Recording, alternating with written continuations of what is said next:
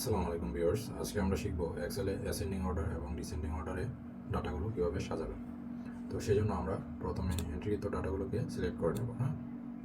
Select করার পরে আমরা এখানে দেখেন এডিটিং লেখা আছে, ফিল্টার অপশন আছে, ফিল্টার অপশনে ক্লিক করব। করার পরে কাস্টম শর্ট আছে, কাস্টম শর্টে ক্লিক করব। করার পরে এখানে দেখেন আপনার শর্ট বাই, শর্ট বাই ধরেন আমরা আইডি অনুযায়ী করতে পারি, সিরিয়াল নম্বর অনুযায়ী, নেম, অ্যামাউন্ট। ঠিক আছে, তো যেহেতু আপনার সিরিয়াল অ্যাকুরেট আছে, তো আমরা আইডি অনুযায়ী আইডি সিলেক্ট করলাম। করার পরে স্মলেস্ট টু লার্জেস্ট, অর্থাৎ ছোটো থেকে বড়, যদি আমরা চাই বড় থেকে ছোটো সাজাবো সেটা সম্ভব।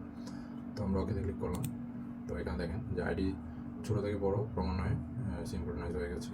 যদি আমরা চাই যে অ্যামাউন্ট কম থেকে বেশি আমরা সিকোয়েন্স করবো, সেই জন্য আমরা আবার ফিল্টার অপশনে ক্লিক করবো, কাস্টম শর্টে ক্লিক করবো। এখানে আইডির পরিবর্তে আমরা অ্যামাউন্ট সিলেক্ট করবো, পরে ওকে করবো।